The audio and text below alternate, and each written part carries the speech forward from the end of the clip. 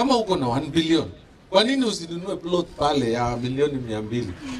Hakuna vita na mtu, na utumie milioni 800 ujenge ghorofa 10, upunguze hiyo 2 ulikuwa unataka kujenga kwa barabara ya maji, na ukae salama. We have to respect the riparian and the waterways. That we cannot compromise. Kwa hivyo mtu asikuja aseme alionewa. Sasa mwenye anasema ya kwamba mtu isongeshwe badala ya kubomoa manyumba, anasema nini jameni? Tafadhali enda ondoa kabla hujaondolewa.